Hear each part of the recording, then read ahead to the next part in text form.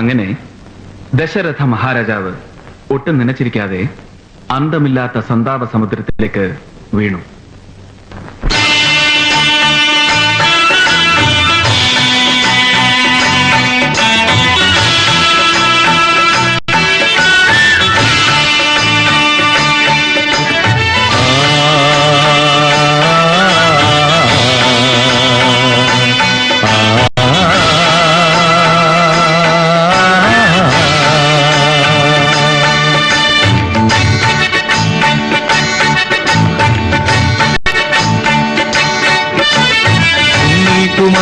നീ കാട്ടിൽ വസിക്കണം 14 വർഷം.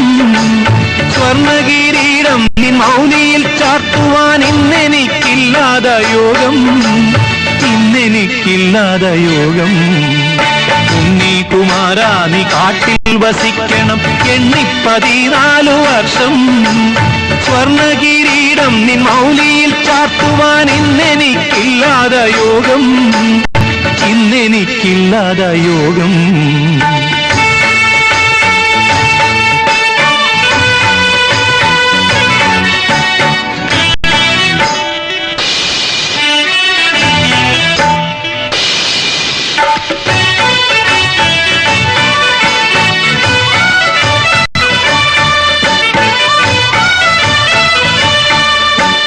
തളിരുപോലുള്ള നിൻ പാദങ്ങൾ കാട്ടിലൂടലയുന്നതോർക്കുവാൻ വയ്യ.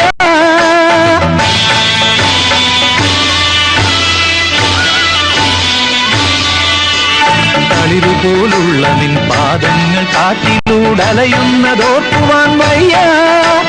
വിഷനാഗമിഴയുന്ന വീതിയിലൂടെ നീ വിഹരിപ്പതോർക്കുവാൻ വയ്യ. അരയിൽ നിന്നീ മലർ പട്ടഴിച്ചെന്നുണ്ണി മരവുരി ചാർത്തുന്നതോർക്കവയ്യ, ഓർക്കവയ്യ. എങ്കിലും ഉണ്ണി കുമാരാ നീ കാട്ടിൽ വസിക്കണം 14 വർഷം. സ്വർണകിരീടം നിൻ മൗലിയിൽ ചാർത്തുവാൻ ഇന്നെനിക്കില്ലാത യോഗം, ഇന്നെനിക്കില്ലാത യോഗം. ഉണ്ണി കുമാരാ നീ കാട്ടിൽ വസിക്കണം 14 വർഷം. സ്വർണകിരീടം നിൻ മൗലിയിൽ ചാർത്തുവാൻ ഇന്നെനിക്കില്ലാത യോഗം, ഇന്നെനിക്കില്ലാത യോഗം, ഇന്നെനിക്കില്ലാത യോഗം.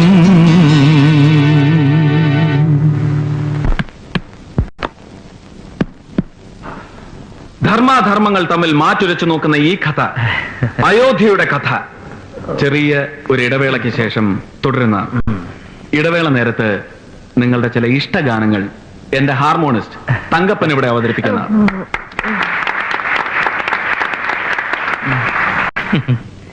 ക്ഷമിക്കണം, കാഥികന് തെറ്റിപ്പോയതാണ്. ഞാൻ വെറും തങ്കപ്പനല്ല, മനോജ് കുമാറാണ്. Cine fame, radio fame. സൗന്ദര്യം വഴിഞ്ഞൊഴുകുന്ന അമ്മപെങ്ങന്മാരെ, എന്റെ ആരാധകരെ, ഞാൻ പാടുന്നതിനിടയ്ക്ക് പൊന്നാട, ജണ്ട്, റീത്ത്, ഹാരം, നോട്ടുമാല, നാരങ്ങ എന്നിവയൊക്കെ നൽകി എന്നെ സ്നേഹം കൊണ്ട് വീർപ്പൂട്ടിക്കരുതേ എന്ന് ഞാൻ അപേക്ഷിക്കുകയാണ്. രാത്രികൾ പകലുകളാക്കി, പകലുകൾ ഗാത്രികളാക്കി, ഏകാന്തതയുടെ നിശബ്ദതയിൽ നിന്നും പെറുക്കിയെടുത്ത ഈ ഗാനത്തിന് പണ്ടെങ്ങോ കേട്ടു മറന്ന ഏതെങ്കിലും ഒരു പാട്ടുമായി സാമ്യം തോന്നിയാൽ അത് കേവലം യാദൃശ്ചികം മാത്രമാണ്. ഞാൻ തുടങ്ങട്ടെ.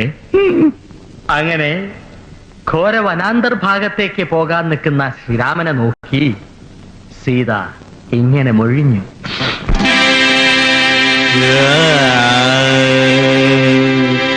രാമ ശ്രീരാമ കൂടെ വരുന്നു ഞാൻ, നീ പോവും വഴിയെല്ലാം ഈ സീത വരും കൂടെ. രാമ ശ്രീരാമ കൂടെ വരുന്നു ഞാൻ, നീ പോവും വഴിയെല്ലാം ഈ സീത വരും കൂടെ.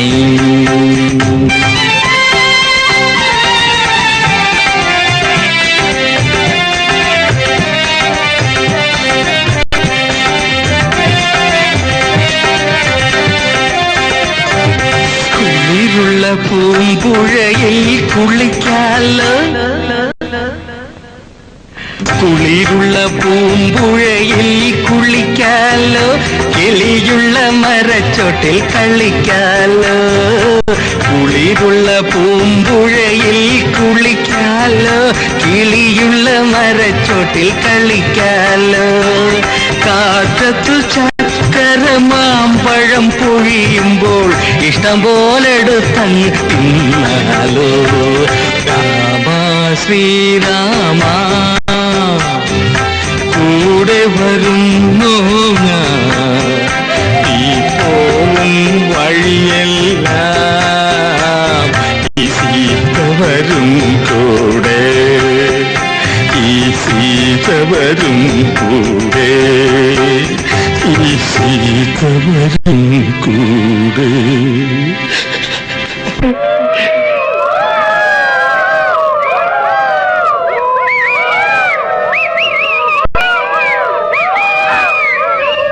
ഭഗവതിയുടെ അനുഗ്രഹം ഉണ്ടെങ്കിൽ ഒക്കെ ഭംഗിയാവും. പുതിയ കഥ കർണൻ റിഹേഴ്സൽ തുടങ്ങിയിട്ടില്ല. അവിടെ ഭഗവതി പുരയിൽ സൗകര്യം ഉണ്ടെങ്കിൽ ഞാൻ നേരത്തെ വന്നോളൂ. അമ്മാനക്ക് സന്തോഷം ഉണ്ടാവും. ഇത് നല്ല കാര്യമായി. ജയദേവൻ തറവാട്ടിൽ അന്യന. അപ്പൊ പറഞ്ഞ പോലെ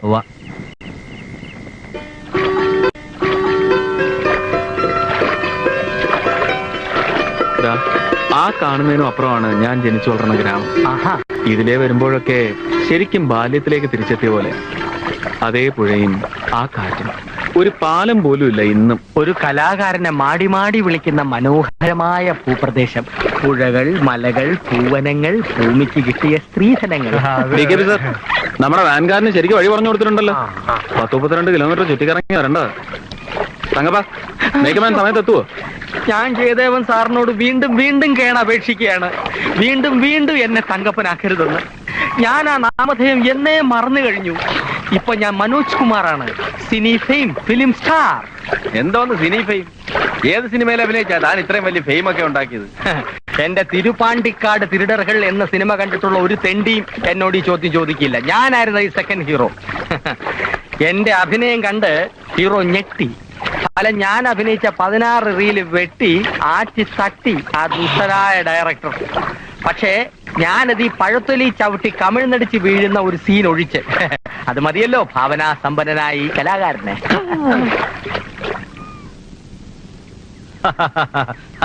വരിക. ഇന്നലെ എത്തുന്നൊരു തോന്നലുണ്ടായിരുന്നു. കാത്തിരിക്കായിരുന്നു. വരുന്നു. അതിനു മുമ്പ് ഒരു കുളി കഴിഞ്ഞ് ഭഗവതിയെ തൊഴുതിട്ട് വന്നേക്കാം. ഞാനപ്പോ ഇവരുടെ സാധനങ്ങളൊക്കെ വെക്കാൻ ഏർപ്പാടുണ്ടാക്കാം. ആയിക്കോട്ടെ. വിശ്വേട്ടനും പോകണം. വടക്കുംപുറത്തെ കാരണവരാണല്ലേ? കാര്യസ്ഥന. അയ്യോ, കാര്യസ്ഥൻ ഇത്രയായപ്പം കാരണവർ എന്തോ ആയിരിക്കും. ഹാർമോണിയപ്പെട്ടി എടുത്തപ്പോ ഞാൻ വിചാരിച്ച കാരണവരാണെന്ന്. അയ്യോ കഷ്ടം. കാര്യസ്ഥനായാലും കുഴപ്പമില്ല. കേരളത്തിലെയും കോടമ്പക്കത്തിലെയും വലിയ വലിയ കാര്യസ്ഥന്മാർ എന്റെ പെട്ടി എടുത്തിട്ടുണ്ട്, ഞാൻ പെട്ടി കൊടുത്തിട്ടുമുണ്ട്. കേരളത്തിൽ ഇന്ന് ജീവിച്ചിരിക്കുന്ന ഏറ്റവും വലിയ കാര്യസ്ഥൻ ഞാനാ. 139 കിലോ 450 ഗ്രാം. ആണോ? അത്രയും മാംസം ശരീരത്തിലുണ്ട് ഞാൻ വിശ്വസിച്ചിരിക്കുന്നു. എന്നെ താഴെ ഇറക്കി വിശ്വസിച്ചിരിക്കുന്നു. ഭഗവതി എല്ലാം മംഗളമാക്കണേ.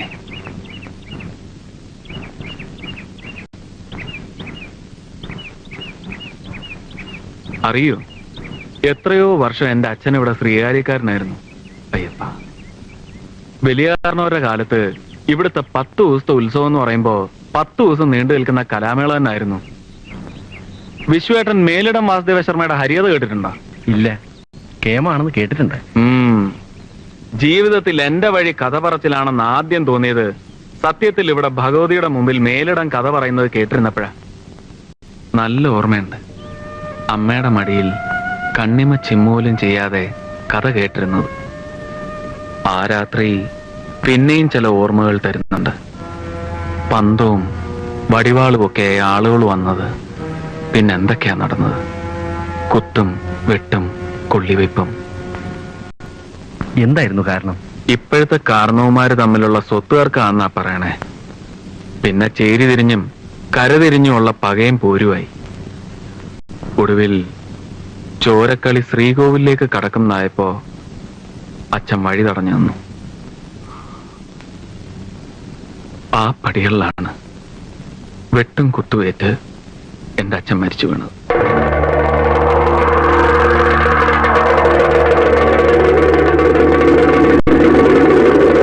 ഒക്കെ ഒരു ദൈവനിശ്ചയമാണ് ഇത്. പണ്ടെങ്ങോ മുടങ്ങിയ ഉത്സവം വീണ്ടും തുടങ്ങിയപ്പോ ജയദേവൻ തന്നെ കഥ പറയാൻ വരിക, അത് പിന്നെ ഒരു പതിവാകുക. ഭാഗ്യമാണ്, സന്തോഷമുണ്ട്. എല്ലാം ഓർമ്മിക്കുമ്പോ നൊമ്പരും.